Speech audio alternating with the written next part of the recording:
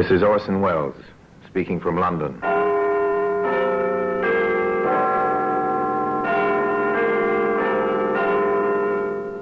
A repository of death. Here in the grim stone structure on the Thames which houses Scotland Yard is a warehouse of homicide, where everyday objects, a pin, a garden hose, a handbag, all are touched by murder.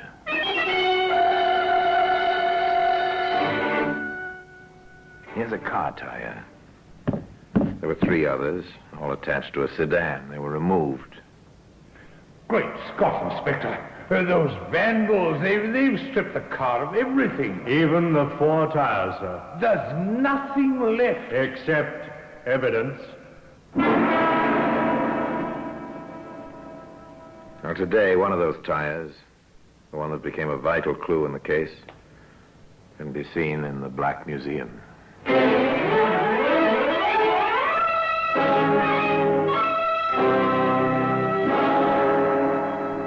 From the annals of the Criminal Investigation Department of the London Police, we bring you the dramatic stories of the crimes recorded by the objects in Scotland Yard's Gallery of Death, the Black Museum.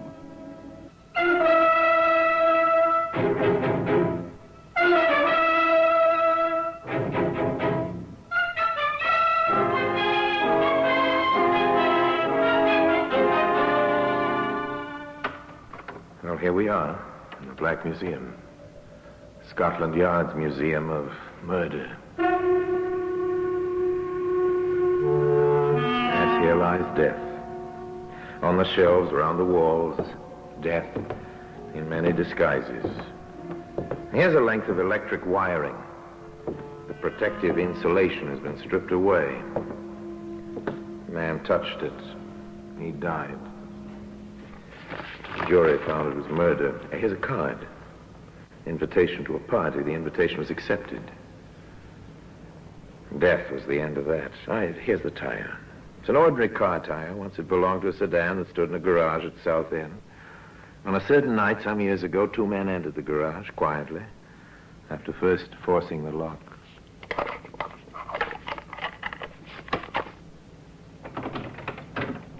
There we are, Ted. Good work, Harry. Look at her. Brand sparking new. And she's ours once we get her out of the garage. Quietly does it. I'll take off the brake.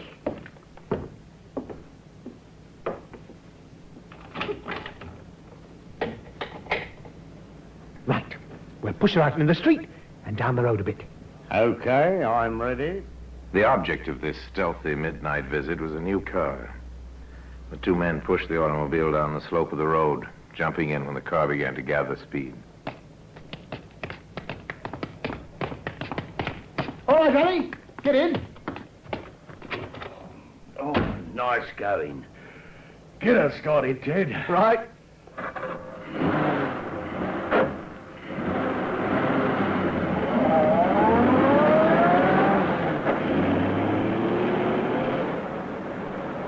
Not a sound behind us. We got away with it. It was easy. By morning, we'll have everything we want off this car. Tires, spare parts, the seat. And then we'll ditch what's left, eh? We'll make our fortune this way, Harry, my boy. Sounds easy money. It is. Come on, I'll show you what this car can do. Flat out.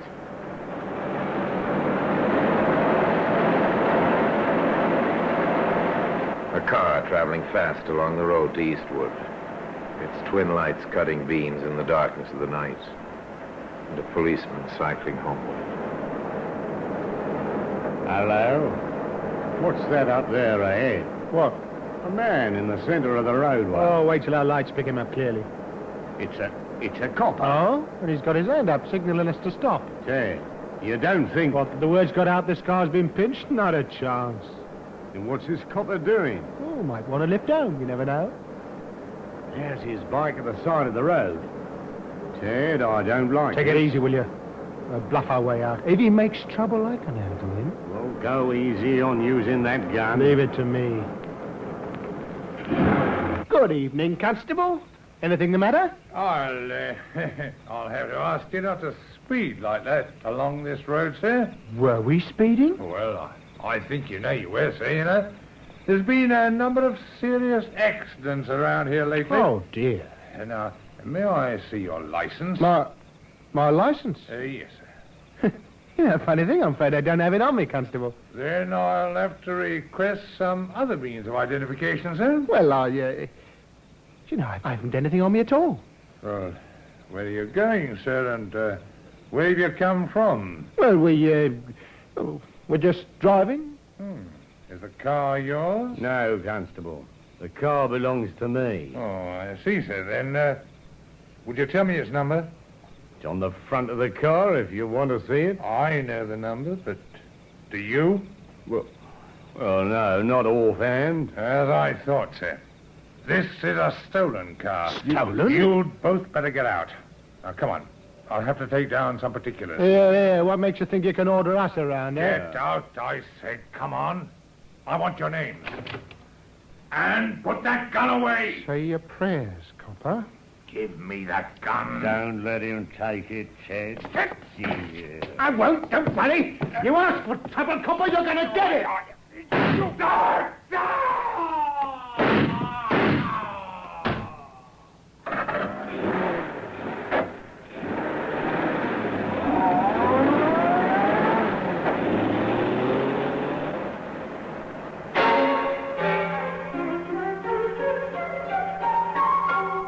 A car drives away.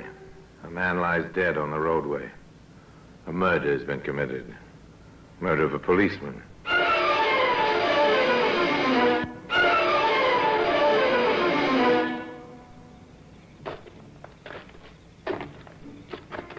Lovely morning, George. You wouldn't think it to read a morning paper, Tom. Nothing in it but crime. You won't find much crime round these parts. Here, what's the matter with your dog? Oh, he seems to have found something ahead there. Well, it's not like him to get that excited. What's the matter with him? Yeah, wait a minute, George. Huh? Unless I'm mistaken, it ain't only in the morning papers you'll find crime. What do you mean? Well, ahead there. Yeah? Over by the side of the road. It looks like a man. So it does. Come on.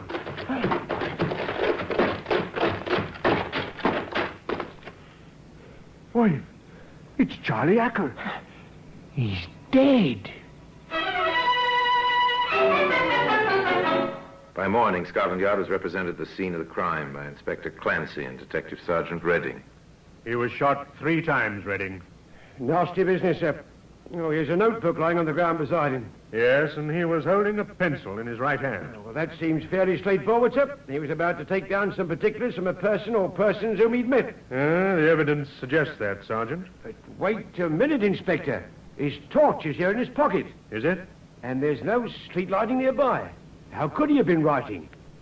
By the light of a vehicle, presumably. Of course, sir. Either the headlights or the interior lighting of a car or a truck. More likely the interior lighting, don't you think, Inspector? Well, we'll work on that assumption first. Which means it was a car. Yeah, there are some tracks here. You can see the skid marks. Now, they might be caused by a car starting fairly fast.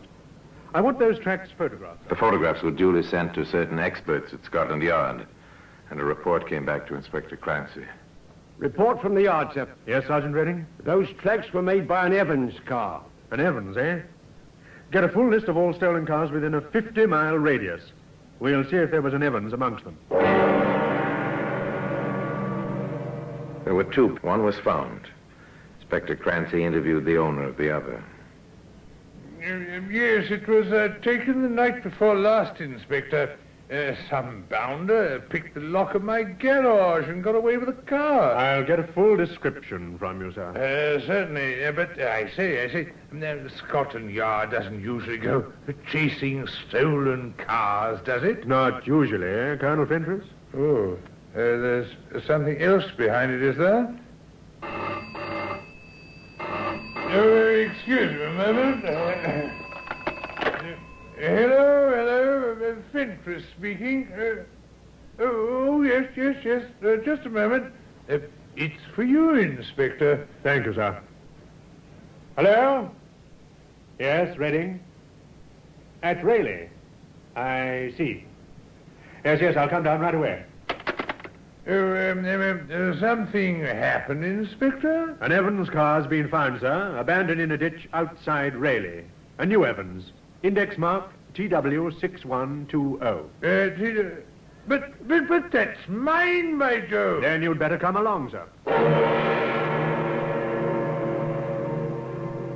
They found the car, the police going over it for fingerprints. Curious crowd gathered around it. It was a vastly different car from the one Colonel Fentress had locked in his garage 2 nights earlier. Great Scott, Inspector, those vandals, they've stripped the car of everything. Even the 4 tires, sir. There's nothing left. Except evidence. What do you mean, Inspector? This was the car concerned in the murder of Constable Hacker on Eastwood Road. My car? Concerned in that killing? Come with me, Colonel. I'll show you the evidence to prove it. That car is the first link in a long chain at the end of which is the murderer. And a further link is the missing 4 tires, one of which became the vital clue in the case. That tire can be seen today in the Black Museum.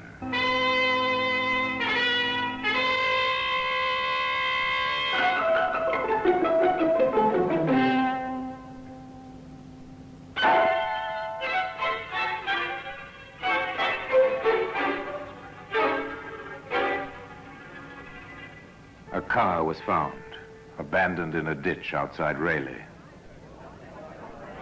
You can see for yourself, Colonel Fentress, on the running board. A dark stain there. It's blood? Yes, it's blood. And see this? A spent cartridge case. It was found on the floor of the car. Then my car was concerned in that poor fellow's murder? We'll make confirmatory tests, of course. The blood stain will be checked against the constable's grouping, and the cartridge case will go to ballistics. These routine checks must be carried out. But Colonel Fentress knew, and Inspector Clancy knew, that the driver of the stolen car had taken part in the policeman's murder. And knowing this, the inspector was able to reconstruct the crime.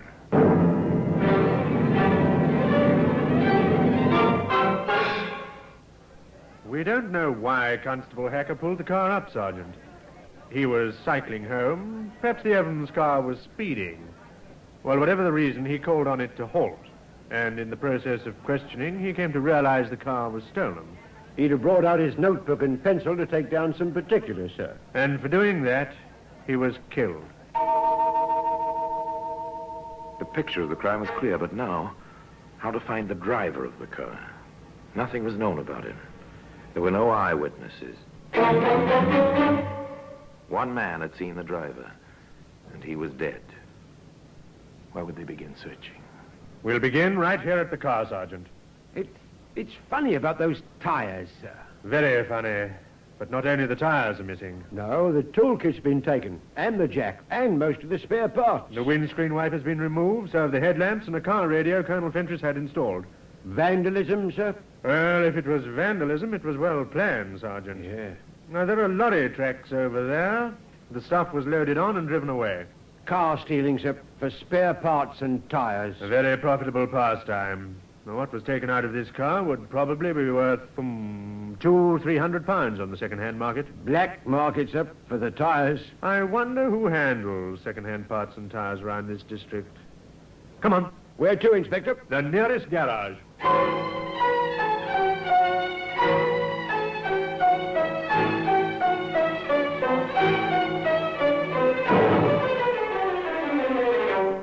They found a garage less than half a mile away. The proprietor, reassured that he was not under suspicion, proved to be helpful. Spare parts and tires. Quite a few places around here who handles them, Inspector. Could you list them for us, sir? Certainly. Come into the office. There were 6 names on that list. 6 visits to make. Sergeant Redding made them, posing as a driver in search of new tires. Oh, good morning. I need 4 new tires for an Evans car. Can you help me out? Williams and Sons were sorry. They hadn't had any tires to sell for months past.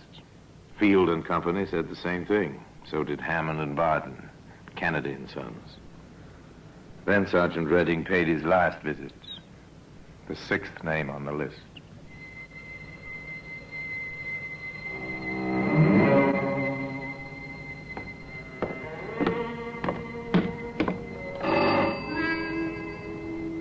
A small motor workshop on the road out of Eastwood. A car was being overhauled by a mechanic. A lorry stood on a vacant block of land beside the workshop. A sign at the front of the building said, Randolph and Burns, motor engineers and spare parts. Yes, sir? I need 4 new tires for an Evans car. Can you help me out? An Evans?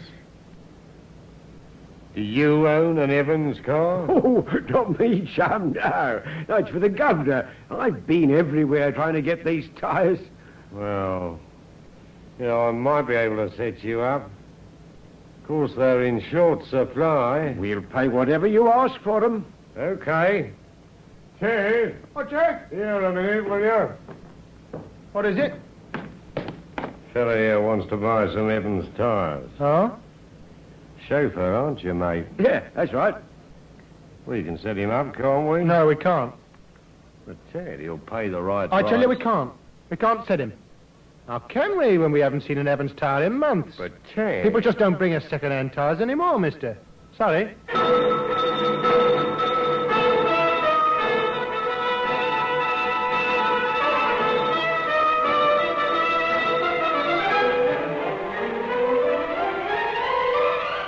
The sergeant went out, went back to where Inspector Clancy was waiting for his report. Something he'd seen deep in the eyes of the man called Ted told him the search was at an end. I don't know what spoiled it, Inspector. Perhaps he recognized me. Perhaps he was just being cautious. You say the other man was ready to sell you the tires? Ready and willing, sir. I think they're the ones we want. I'm almost sure of it. All right, we'll make some further inquiries about them both. First of all, their business registration. We'll get their full names from that. The Business Records Office holds many secrets. The directors of England's leading companies, the balance of power and mighty industrial concerns. It also lists the many thousands of small businesses, companies, partnerships, sole traders, their trade and management personnel. Here we are, Sergeant. Randolph and Burns, motor engineers, Eastwood. Partners Edward Burns That'll be your friend Ted. and Harold Randolph. Probably the other man I spoke to. Well, take a note of their names. We'll see if the method index section knows them.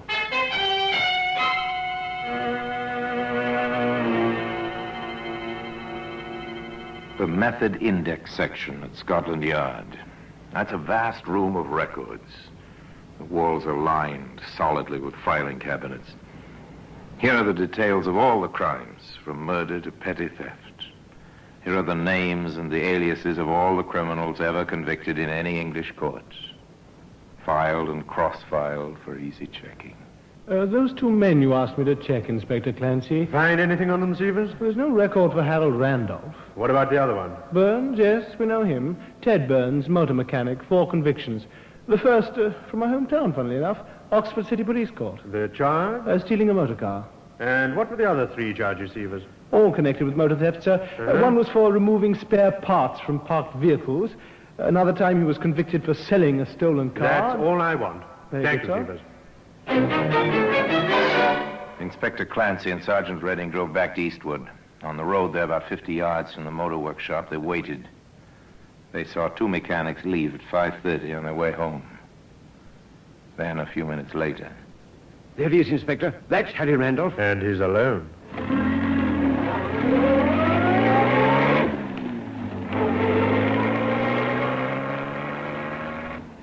It was a very peaceful scene. The casual passerby would have noticed a dark sedan slowing down beside a thick-set man in overalls.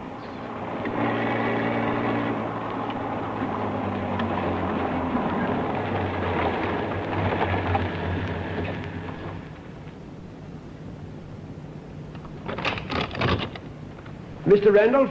Yeah? Oh, it's you. Still after them tires, eh? In a manner of speaking, sir. This is Inspector Clancy from Scotland Yard. Scotland Yard? Get in, Mr. Randolph. No, not me, Inspector. Now, you've got nothing against me. On the contrary, we have a great deal against you. Get in.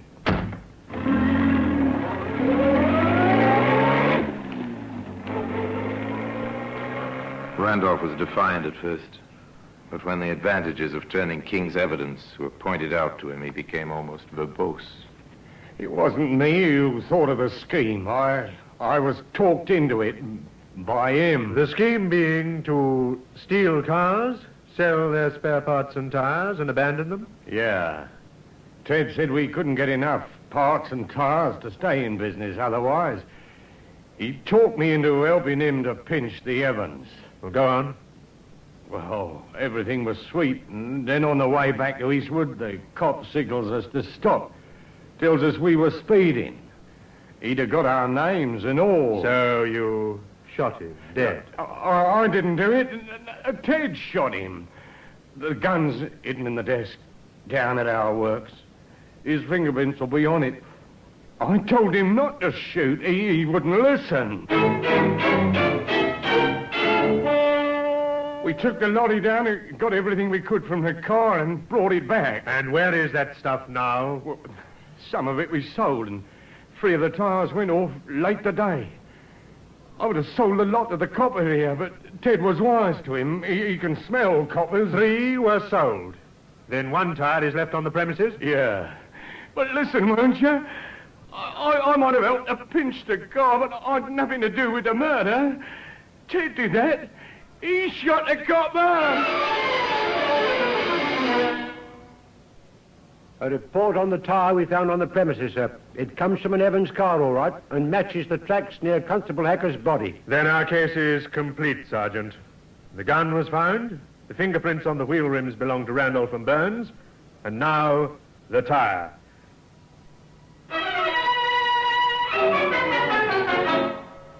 All right, Randolph, you've one more chance to help us.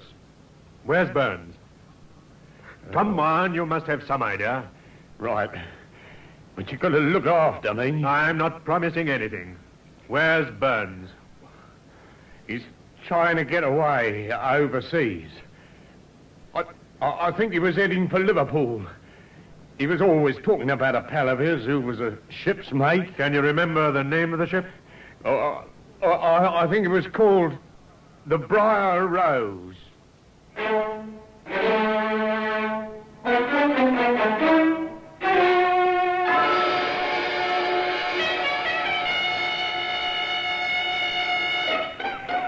I have reason to believe your name is Ted Burns. Ted what? You got the wrong man, Sam. I don't think so, Mr. Burns. I have here a warrant for your arrest on a charge of murder. Hey, you got nothing on me? You got no evidence? Oh, yes, we have, Mr. Burns.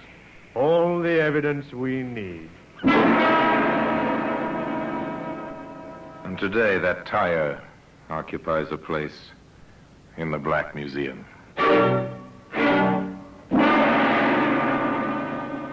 Orson Welles will be back with you in just a moment. The murder of Constable Hacker on the lonely Eastwood Road was solved by the patient methods of Scotland Yard and by the talking of Harry Randolph, whose verbosity put him behind bars for many years to come and brought his unholy friend Ted Burns to the last walk and the end of a rope one morning at 8 o'clock. A crook's plan misfired into murder. And neither Burns nor Randolph had the talent for outwitting the men of the yard. So it was that another chapter of murder was closed. Another record added to the method index section. And another exhibit, the car tire, was added to the Black Museum. And now until we meet next time in the same place and I tell you another story about the Black Museum, I remain as always obediently yours.